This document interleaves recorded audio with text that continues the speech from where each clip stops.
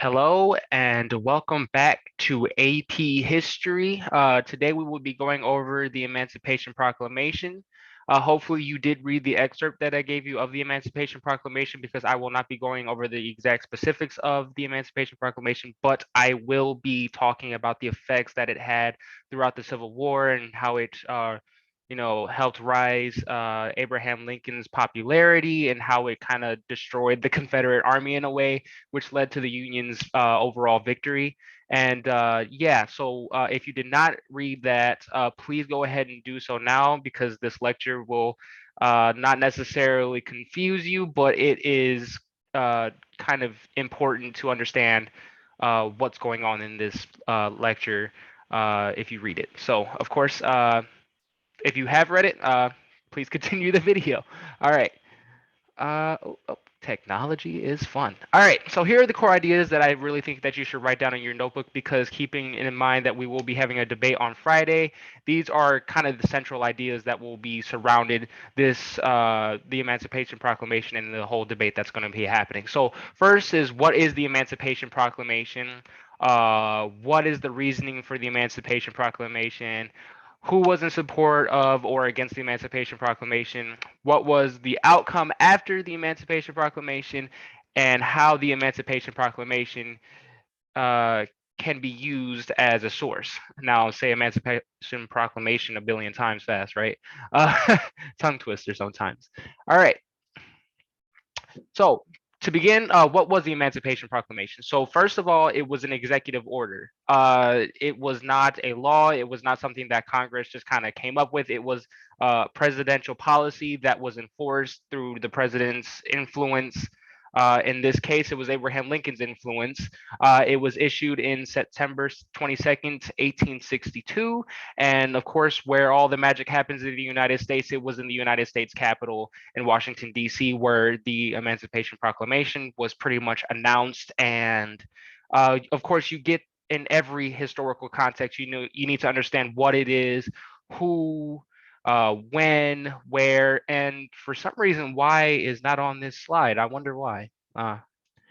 It's because it gets its own slide. It's cool like that.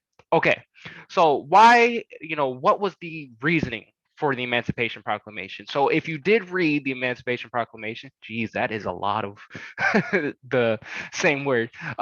If you did read it, of course, you're going to see that there was pretty much the demand for the Confederate Army to basically join the Union again. And if you were part of the Confederate Army and you became an ally of the Union and you sold out the other Confederates that were just very, into the core belief of the Confederacy, you will be pardoned from treason, right? And so that was one of the biggest points. But another big point was slavery, right? In these specific Confederate states, those who are enslaved are to be freed if they can escape to the north. So of course, the Union did not go out of their way to rescue enslaved people, but if an enslaved person could escape to the north, they were allowed to be free as long as they helped serve in the Union. So they had equal standing of the other soldiers, though maybe not socially, but in the hierarchy of the military, they were to be treated as equals.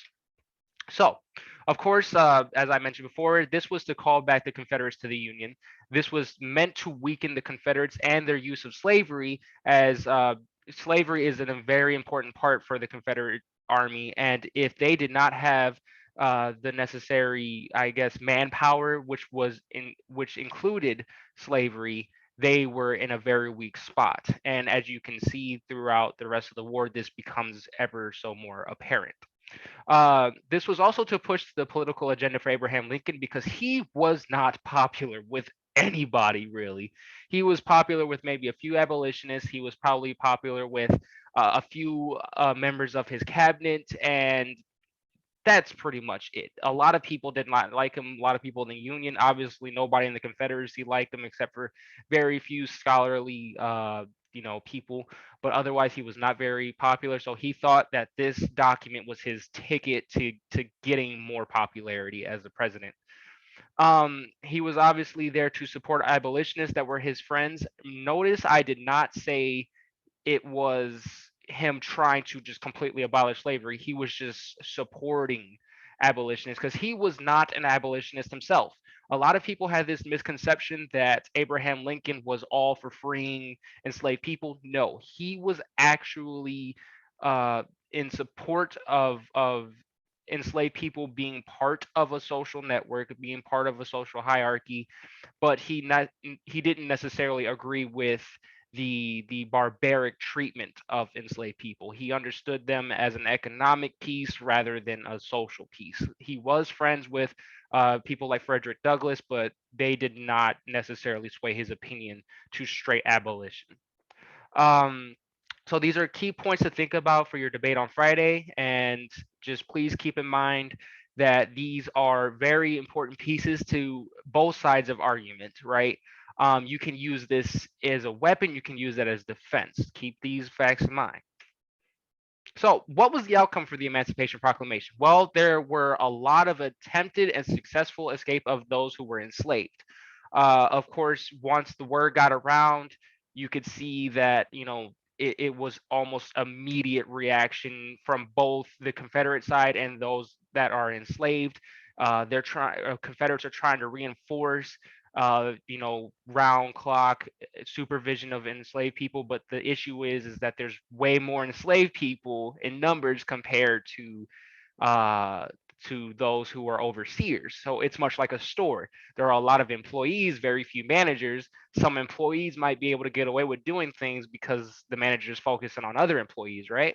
And that's kind of what happens here. There are also a lot of revolts and walk-offs. Now, revolts from enslaved people who see the opportunity to attack and leave. Of course, and then there are a lot of walk-offs from both Confederates and enslaved people, because the idea is that, as I mentioned before, there are very few overseers and people who are in power over enslaved people. So when a bunch leave at the same time, there's not much you can really do. Um, and there were also walk-offs in the northern Union states as well, because the same thing. Many more enslaved people in comparison to overseers. They walk off, nothing much they can do. There's the weakening of the Confederate States, and they pretty much lose the war because as more people leave to avoid treason, as you can see that the Union is getting a lot of power at this point, um, and enslaved people are escaping left and right. There's just it's chaos for the Confederate side. The popularity of Abraham Lincoln rises because the Emancipation starts working, which is it shocked him. It shocked everybody, really. A lot of his doubters were like, "Yo, this is crazy." He actually did it with a document, right? Of course, fear rises in some people because on the Confederate side, their manpower is slipping, they're losing the war, and even though they do deliver a few good punches to the Union, overall they're losing. And of course, on the Union side, suddenly a bunch of newly freed African Americans are entering the social realm, and they're free to do a lot more things in a Reconstruction period.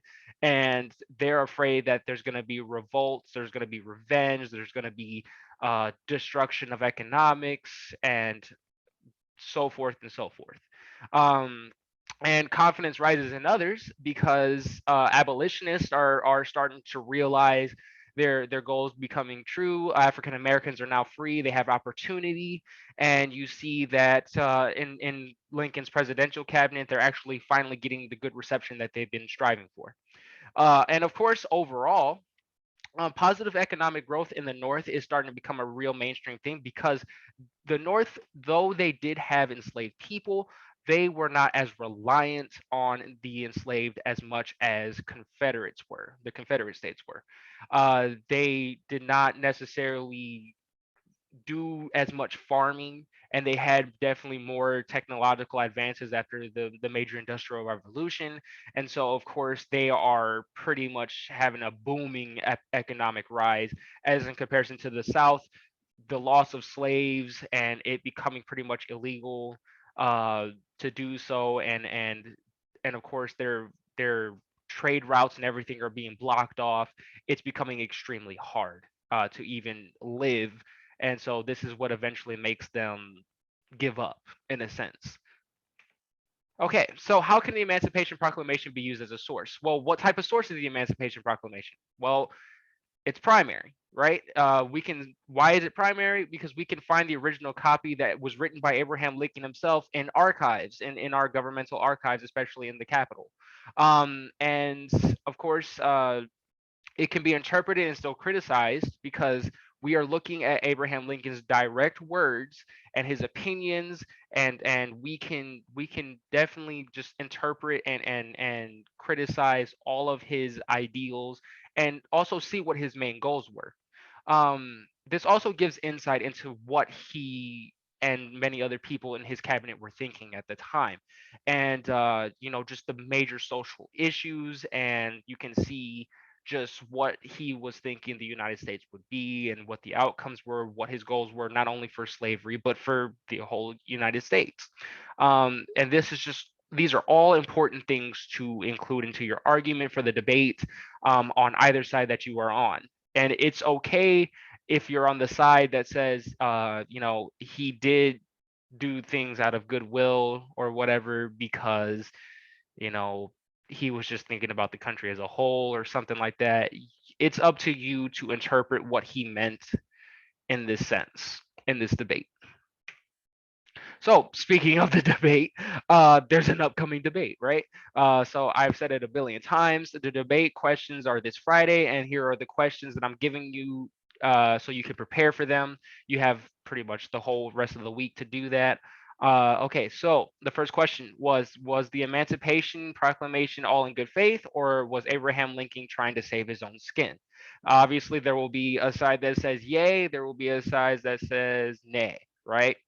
Uh, and you will have to read the Emancipation Proclamation as well as the other readings that I have given you, that will either pretty much support the primary source as well as build a strong foundation and strong rebuttals against either side. It's really important to think about, okay, not necessarily do I have to think about my own points, but what would the other points of the other team be, right? So find other examples of what the other team might say and find rebuttals in both the secondary and primary source and build your interpretations. All right, and use the primary source as your interpretation and get your secondary source to back up your interpretation through a more credited, reliable source to help build you that foundation, right? And what's the second question? Well, who benefited the most from the Emancipation Proclamation, Lincoln or the formerly enslaved? Now, as I said, we did dive a little bit into the Reconstruction period, and we did dive into the aftermath of the Reconstruction period and the original backlash and everything and the popularity of Lincoln.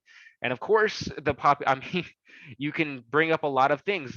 Lincoln's involvement into the Civil War goes all the way up into his assassination, right? So, I mean, you can really see, where his popularity increased, where it decreased, where enslaved people had more opportunity, and where they received a lot more backlash for being free, right? So you can build off a lot of that in these readings, and especially in the Emancipation Proclamation, of what Abraham Lincoln's goals might have been or should have been or could have been, right? So just think back to the readings assigned and how to utilize the Emancipation Proclamation with these other readings, these other secondary sources. I will also be open to helping you find other sources. Actually, wow, it's actually one of your assignments, right? So there will be a quick check for understanding assignment first of all.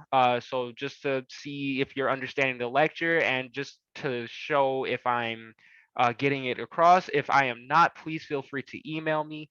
Of course, you will prepare for the debate yourself, and you will have at least 5 sources per person. Now, some of your sources might be the same and stuff like that, which is fine because you're on a team, right? You should be sharing your sources and sharing your ideas about these sources. With your group. And so you will have 3 from class and 2 from other peer reviewed sources. Um, Now, the reason why I'm choosing 2 other sources outside of the readings that I have assigned is because I want you to show me that you can do great research. Now, the last project we had, you did one extra source. Well, I want you to find two because you guys did great the last time. And so now I want to see if you can do two along with the sources that I have given you. So other than that, if you have any questions, if you need help finding any extra sources, please email me. And yeah, otherwise have a great rest of your week and good luck.